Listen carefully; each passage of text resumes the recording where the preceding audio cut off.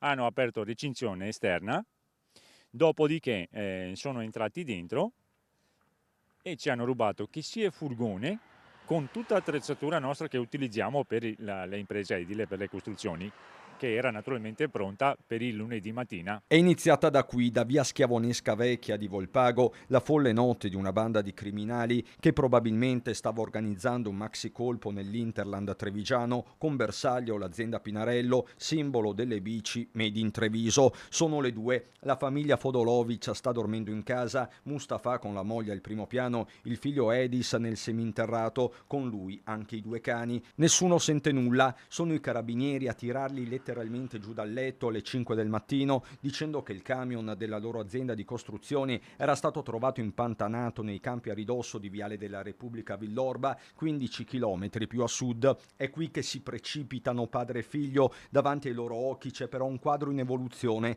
decisamente inquietante. Vediamo un carro attrezzi molto grande sul lato destro e pensavamo che fosse venuto per il nostro furgone. Ho detto non può essere.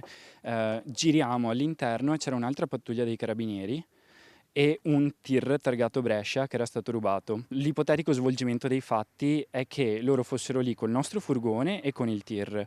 Magari volessero entrare da Pinarello, un vigilante si è passato, li ha visti, sono stati inseguiti e sono scappati verso i campi dove si sono incastrati. Insomma, il colpo dei Fodolovic sembra il tassello di un mosaico criminale più ampio, dove nel mirino c'erano le rinomate bici del gruppo trevigiano, più volte oggetto di raid anche nel recente passato. Non solo, il tir rubato a Brescia con tanto di autogru forse doveva essere usato come ariete. Su questo però i carabinieri mantengono il più stretto riservo. Di certo, se il furgone di Mustafa è stato trovato, non è così per gli attrezzi posizionati sul cassone, materiale edile per 20.000 euro, utilizzabile, questo è il punto, anche per compiere altri scassi. A Volpago i ladri sono entrati pure nel magazzino, lasciando una traccia video del loro passaggio. La telecamera è stata girata verso il basso e il filmato fa vedere che lui quando entra vede che c'è il suo riflesso sulla macchina e si gira di schiena, per cui non si capisce neanche chi possa essere. Intanto Mustafa, da 30 anni nel Montello e nel mondo dell'edilizia, da un lato ringrazia i militari dell'Arma per essere intervenuti subito, dall'altro non nasconde la propria amarezza. A sostenerlo c'è Edis. È un po' triste per me giornata, cioè nel senso non si aspetta mai, rimaniamo sempre scioccati, increduli a quello che succede.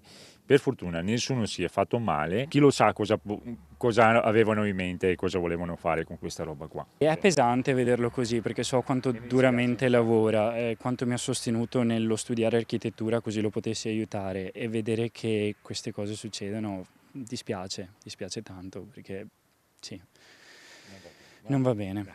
Ce la facciamo, Sì, andiamo avanti, non ci fermiamo, va bene così.